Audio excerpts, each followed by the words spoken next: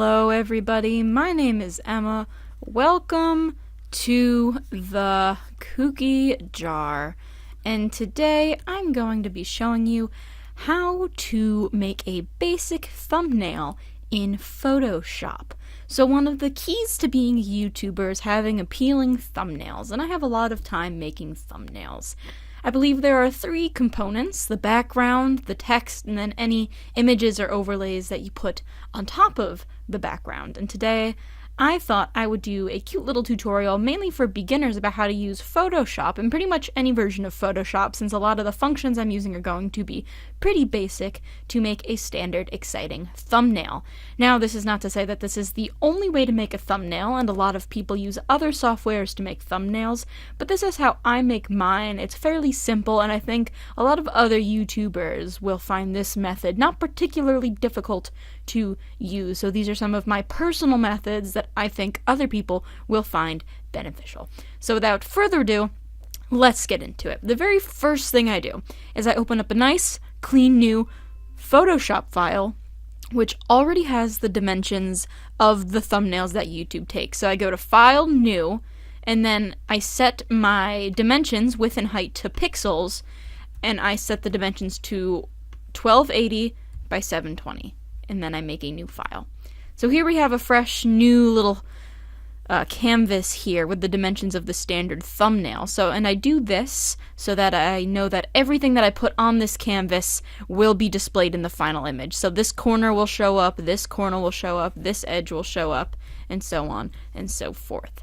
So the next thing I do is I establish a background. And there are two ways that I can establish a background. The first thing I can do is open up Google Images and type in HD background of a particular color that I like, and then take that design. So let's go for a green background today. If I type in green background, I'll find lots of cool backgrounds, and I'll find one. It doesn't really matter what the dimensions are, because I can stretch it to the canvas, but I can pick a cool dimension. And as of right now, I don't know what the thumbnail is going to look like, so I think this one is pretty cool, and this one is pretty cool if it loads. It kind of looks like Lego design. So I just go around and I might decide to find one that I like. So let's say I have this one. I save the image to my desktop. And once it's saved to my desktop, I go back into Photoshop and I open up the photo which is on my desktop. Once I open it, I hit the W key to select my magic wand selector. And then I highlight the whole thing. And I guess you could technically do something like Command A to select the whole thing, but I use the magic wand tool, and then I also use the bracket keys, the left bracket key and the right bracket key, to decrease or increase the size of the selector, respectively. Then I'm going to hit Command C, go back to my canvas, and hit Command V to paste it. Now, this is one way to get a background, and if I wanted to adjust it, I would hit Command T, and from there I would be able to adjust the background if I wanted to make it smaller so that the details on the background were smaller, or if I wanted to stretch it to the entire width of the canvas, I would have a background like this. So that's one way to get a background using Google Images. But another way that I like to get a background is to make a custom one. And it's also worth mentioning that if I wanted a specific photo to be this background, I could also take a photo, save that to the desktop, upload it, select the whole thing, copy it, paste it, and then change the dimensions so that it fits on the canvas. But I do not have any specific photos in mind for the background of this thumbnail today, so instead, that is another option, is to use Google Images. However, another favorite way of mine is to just use the handy dandy brush tool. So, let's make a new layer, and again, the bracket keys will adjust the size, and B, the key B, is your shortcut to the brush. So I actually am using a tablet right now, but let's turn this off and make this a little bit bigger. If I really wanted to, I could just color the whole thing a solid color. And I can go over here to the color selector and change my color. So if I wanted a nice blue color instead, I could go like this, etc. But we wanted a nice green color, so let's go over here and select one like this. And then what I like to do, actually, let's make it a little bit darker. What I like to do next is have some sort of cool pattern. So I'll usually go over to this little down arrow right here to select a brush. or a brush pattern that I like, and maybe find one that I think looks cooler. So if I make this bigger here, let's get rid of this arrow. Using the bracket keys, you can see this is a cool design. So I might darken the color a little bit, decrease the opacity, and sort of make a cool design or pattern in the background. And if I don't like that, maybe I go like this, and I find another cool brush that I like. Maybe I go like that, and we make this a little bit bigger, and we make it like that. That looks pretty cool, right? This is actually a preset I had. You can actually go into brush details by hitting this button here and change a lot of things, like the color and the variance of the hue and the saturation and the color, and you can change the size and how far apart they are. And you can see at the bottom here, this is the display of what the brush would actually look like if you used it. So this must have been the preset that I had for this brush when I previously used it, and it actually has a really cool effect. So I think I'm going to keep it, and this is going to end up being the thumbnail for this video. But essentially that's another way to make a thumbnail. Also, I noticed that this little corner here isn't quite cleaned up, so if I hold down I and then select by clicking on the color that I want, I will actually be able to pick up that color, and then I can just go back and fill that back in. Let's turn the opacity back up, decrease the size a little bit with my bracket keys, and fill that in. So you also want to make sure that you save constantly. And there we go. So that is step 1, is how to make the background. Step 2 is how to add overlays to your background, or images, maybe a picture of your face or a cutout of another object. And there are essentially 3 different ways that I personally isolate an object and then put it on top of a thumbnail, and I'm going to show you all 3 today. The first technique is to find an image that is already cut out for you.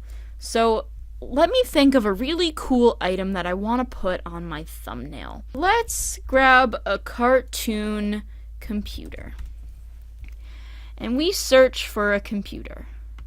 Maybe we want this computer, or this computer, or maybe we want this one, or maybe this one. Now, I stop at this one for a reason.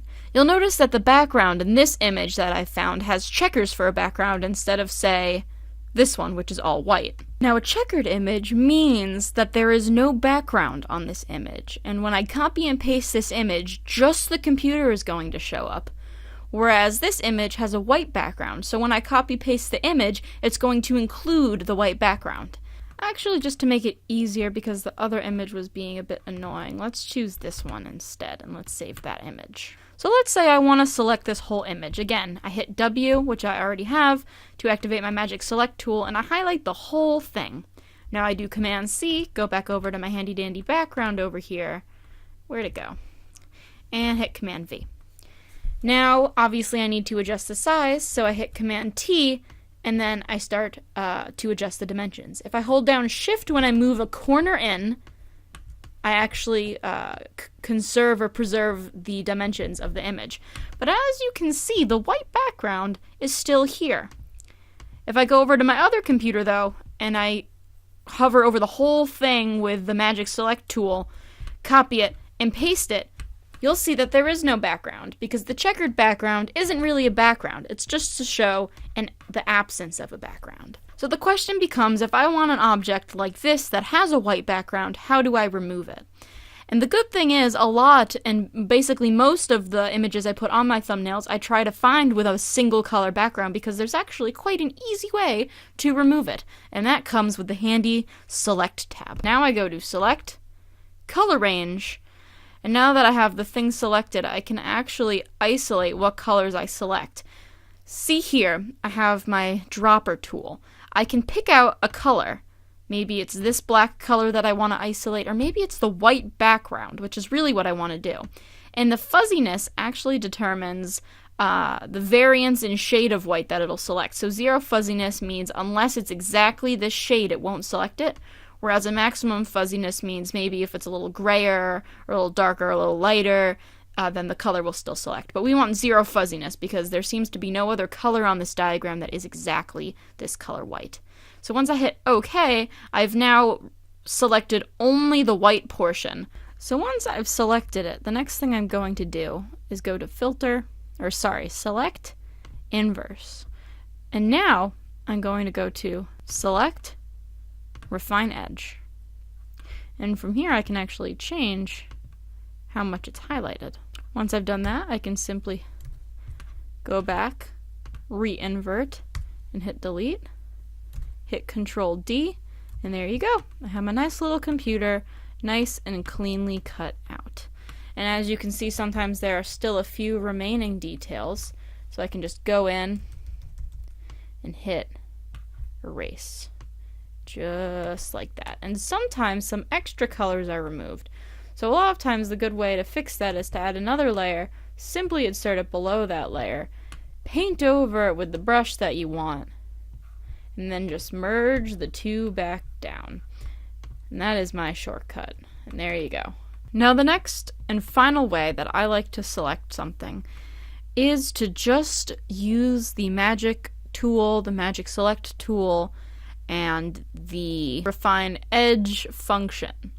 So if I open up Photo Booth, hello there, I did not do my hair today. I simply take a photo. So if I pose like this, I take the photo, and then I'm going to click on it, export it, and again, I'm just going to save it to my desktop for ease. Now that I've done that, I'm going to open up just like any other image, go to my desktop, and now I'm just going to select the photo. So I'm going to use the Magic Select tool, and I'm going to do the best I can to select my face and anything that I want in here. So again, this takes practice a little bit. But once I've selected most of what I want, I'm going to do Command C, go back to my thumbnail, and hit Command V. I'm going to use Command T to make it a bit smaller. Maybe I'll put it in the corner here. And then I want to move the other computer, so I'm going to select that layer, Command T, maybe move that over a little bit. Maybe I'll put it in the corner, and maybe I'll move this one over to here. It'll look like I'm writing on it. Now, I want to fix up this image to make sure it's a bit more clean. So as you can see, sometimes the edges are a bit sharper. If I want to go in and dull them, I can do that manually, or I can play around with the Refine Edge tool, which is a lot of times just what it is it's a bit of trial and error for me, because I'm not really an expert, so I just kind of play around with it, and I see if I can smooth this, and if I can feather this a little bit. Feathering seems to be pretty powerful, and then I just kind of hit OK, and I think that's pretty good. Sometimes I go in, and if this is too sharp, I go in with my eraser, and I make sure that the harshness is all the way down, and then I go in and I just kind of change it up a little bit. Whoops, I'm not on that layer. Just change it up a little bit. Maybe I even turn the opacity down a little bit, and whoops, there's a bit of lag right there. Just kind of go in and clean up around my ears and my hair. Just make it look a little bit blendier. Not that I'm an expert, but it just looks a little bit nicer. Like sometimes these little bits get caught from the Magic Select tool, so I have to go in and remove those, but that's pretty good. And then last but not least, I usually, once I've selected that layer, go to Image, Adjustments, and then I go first to Brightness and turn up the brightness a little bit to make it a little bit more interesting, and occasionally the contrast. And then I also go into Image, Adjustments, Hue and Saturation. I usually crank up the saturation just a little bit to make it look a little brighter because my camera lighting isn't the best. And then that's usually what I do. And again, if I find that this white is kind of annoying, I go back in with my eraser, turn that opacity down, make sure it looks good, and then I crank it up. So I just go kind of around the edges, clean it up a little bit more. I'm not saying it's going to look perfect, but I just kind of play around with it like that. And again, I save, because saving is important. So that's about it for the image overlays. It really does just get the job done. And there are more complex techniques for blending and fancy stuff, but I don't really do that. The last thing is text. I go to this text box here. If there are fonts that I want that aren't installed in Photoshop, I will usually generate the font on another website, screenshot it, and then using the select methods that I've previously shown, arrange those letters on the thumbnail after I've opened it up in a new tab. But today we're just gonna make a good old-fashioned Photoshop text. So once I've selected the text, I just make a little text bubble, and I can always change where it is later, and then I can type what I want. So let's do something like, how did I make this? And as you can see, I'll have to adjust the dimensions, and if I need to make it smaller, I'll select the whole thing, go up here, make it a little bit smaller. It looks like this all needs to be one size, and again, Command T will move the font just like normal. Once I've selected it, I can also go in and I can change the font. Let's use that one. And then we can also, of course, change the color. So maybe let's make it, does yellow pop? I don't know. I usually try to find something that pops out a lot. And once I do that, I can also change the arching or the warping of the text, which I really like to make it a bit more interesting. So I can choose my style and how I want it to arc. It can arc up, or it can arc down, or it can be a flag style. So if I want it to go like that, and then I can change how much it bends if I want it to go like that. And horizontal distortion will obviously twist it if I wanted it to look super wonky. And I can finally make some adjustments. So I can move, which computer did I not like? This computer. I can move over here. And if I wanted to do something funny, I could actually make a smiley face on it, which would be really cool. So I could go to the brush, and then I could kind of make a cute little face here, like that. And then last but not least, I'm actually going to do something really cool that I think is going to be very awesome. I'm going to take a screenshot, and then I'm going to open this. And this is just another touch. A lot of times I try to be creative. Now, check this out. I'm going to select this image, just this thumbnail image, and I'm going to paste it. So now I have my thumbnail within my thumbnail. And I'm actually going to put it here, but I'm going to sort of change the perspective on it. I think if I do it like this, I think I have to rotate it first. Let me play around with it for a minute. Ta-da! So, as you can see, I just played around with it to make it a bit funnier. But the last thing I do is I file it, I export it as a PNG, and I name it, and I save it. So there you go. That is how I make a thumbnail. Obviously, this is going to be the thumbnail for this video. It is by no means an expert tutorial, but for any beginner out there who's looking for some easy, basic ways that aren't overly complicated to make a thumbnail, there you go. This is my not-so-professional thumbnail. So thank you so much for watching. If you are new to this channel, please consider subscribing for more awesome content. I do a little bit of everything, so look forward to that. And make sure to leave a like if you learned something new about Photoshop. And I hope to see some awesome Photoshop-made thumbnails out there. So thanks again for watching, and I'll see you all next time. Bye!